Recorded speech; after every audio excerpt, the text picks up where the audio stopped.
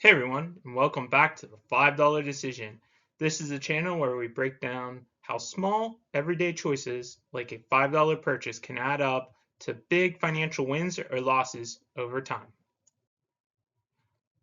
Today is January 16th, and remember, we invested our funds in the Vanguard Target 2050 retirement account. We had a starting balance of $45.09. The number of shares we owned were getting close to our first full share and our first soldier in our army of dollar bills. The current price of the share at the time was $60.90. The money that we invested was $45, and we had a capital gain of 9 cents. So we're going to go ahead and continue that journey, and we're going to look at another topic today to cover how, again, small decisions can make big impacts in the future. In the past, we've looked at topics such as the latte effect and packing a lunch instead of going out to eat. In this episode, we're going to look at clothes and just how much money do we really spend on clothes? And is there other choices that we could be making that we could get the same impact, but maybe for a lesser dollar amount? So, how much do we spend on clothes a year? According to the U.S. Bureau of Labor Statistics, on a survey they did on consumer expenditures, from the time of 2011 to 2021, we're averaging just under $1,800 in clothing expenses. I was floored by this survey. I don't think I'm anywhere near this, but when breaking this down, this is coming to roughly about $100 to $150 a month in clothing.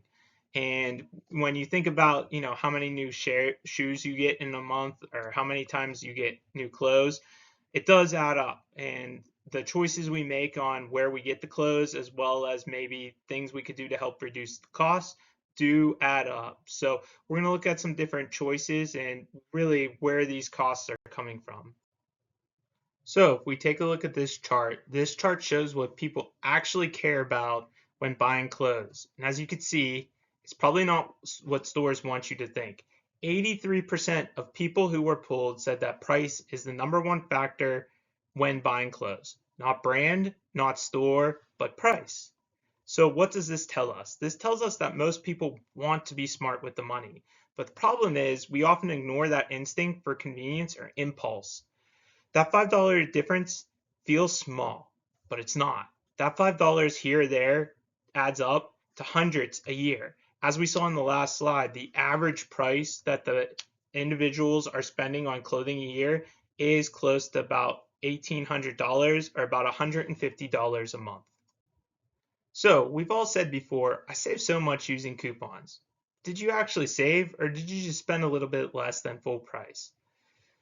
Coupons are not a hack. By the time people hit their 40s, 50s, 60s, almost everyone uses coupons, according to the U.S. Bureau of Labor Statistics or Consumer Expenditure Surveys. So we take a look at the graph on the left.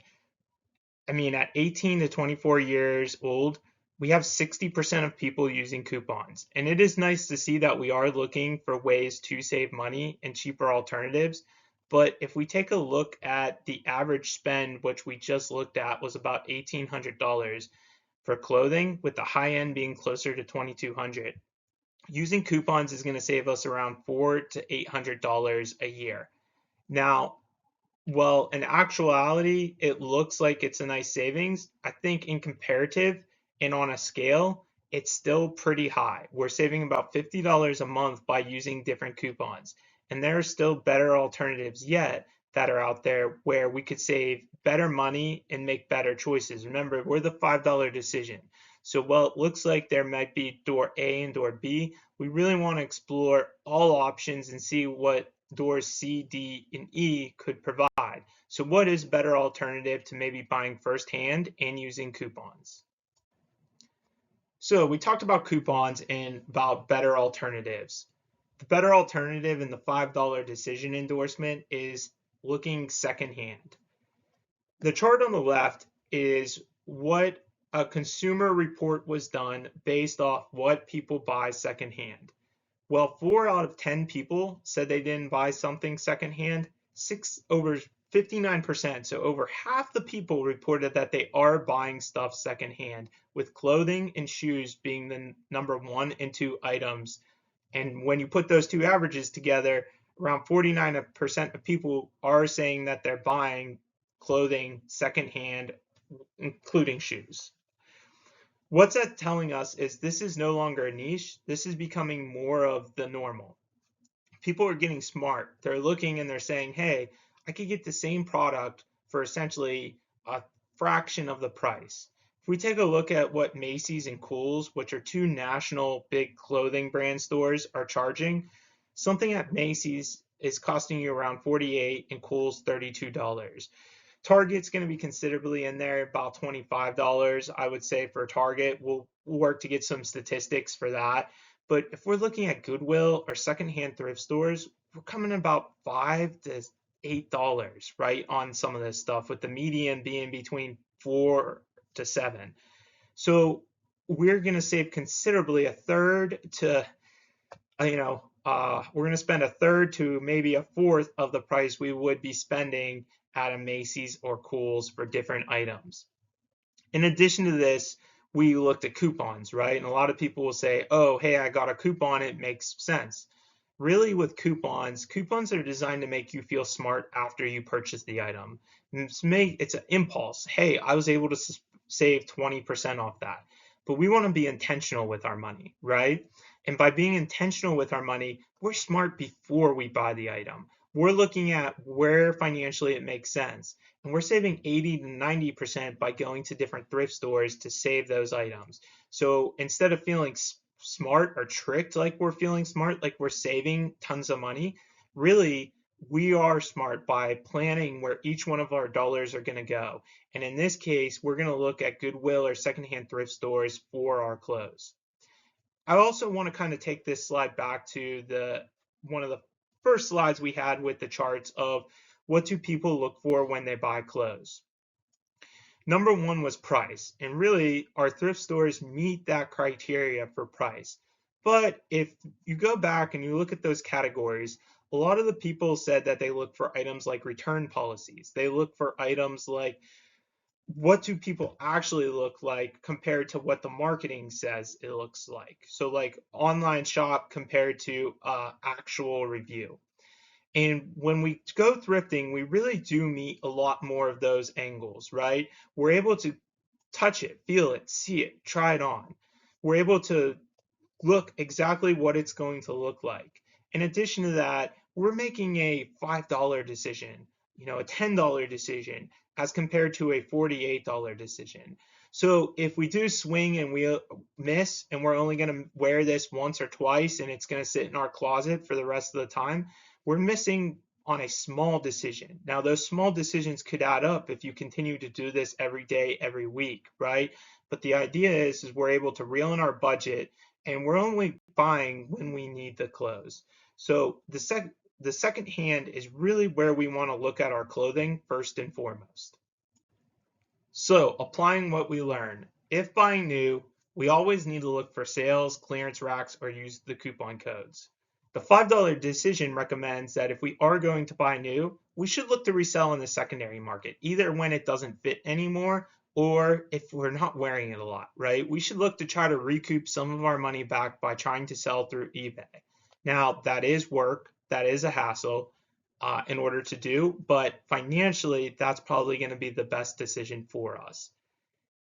What we as a channel recommend is the $5 decision believes that we should buy secondhand and thrift. And we have a little picture of Kurt Cobain down there. Kurt Cobain did an interview and he said that instead of going to like the designer stores, going to buy, one of the things that he found is that when he went in and looked for clothes, he liked that there was a variety of years and items. And one of the things is like he liked to go thrifting. He liked the idea of reusing something. He liked the idea of finding something that he might not just been looking for at the time, right? Cool thing about thrift when not putting into dollars and cents is you never know what you're going to get. When you walk into Walmart or you walk into a Kohl's or whatever clothing store, their brands are always going to be there and it's going to be kind of the niche of what people are wearing and kind of what the look is at the time. By going secondhand, you're going to get a wide range of products and that's going to be kind of neat as well. In the comments, let us know if you agree with our approach, or if you think there are better alternative approaches, we could look into those in future episodes and how those decisions could also impact us financially. So, where are we today? As of today, the Vanguard 2050 Retirement Fund dropped to $60.86. It's still up from where we brought in, but it did drop a little bit. The market hasn't closed today, I will say, so the price can vary upon closing, but as of today, it's $60.86. And for each episode, we'll continue to post the updated amount. Today is January 16th, so our account balance as of today is $40.06. We paid ourselves first by the latte effect, and then we paid ourselves by not going out to eat and packing our lunch 4 days this week. The current price is the $60.86 from last slide, and we have 0.74 shares. Payroll hit yesterday on the 15th. And so every payroll cycle, we're going to be investing an additional $50 in our account. Now, the goal earlier, as we stated in the last episode, was to find savings of $100 from different decisions we made. In this episode, we explored clothing. Now, for me, I've been buying clothing secondhand and through different thrift stores. So unfortunately, there is no savings to put into the account, but we will have the payroll cycle of the $50 hitting our account. This is a milestone for us. So by buying in another $50 at $60.86, our balance going into next episode is going to be $90.06. This gives us our first full share of Vanguard 2050 Target Tire retirement stock. So we now have 1.479 and onward shares. We now have our very first soldier in our army of dollar bills. This soldier is going to be our most valuable and make us the most money over time. So this is something we want to celebrate. This is something we're happy for. I have a little picture of Maximus Meridius down there. If anybody's ever saw in Gladiator, that's going to be the general and our army of dollar bills. As we continue to buy more stock and get more soldiers, it's going to have a big impact in market movements. By cents is going to have a huge impact in our account. But this is our journey that we're continuing to start out on. And as we continue to go, these little decisions that we make each and every day will continue to have big impacts in our financial success. That's the end of this episode of the $5 Decision. Remember, this is my personal journey as I continue to work towards retirement. I'm not a financial advisor. Please give it a like and subscribe if you like to keep the series going. Comment if there are any topics you'd like me to cover in any future videos. Hope you have a nice weekend, and I'll see you next week for additional episodes of the $5 Decision. Thanks, and goodbye.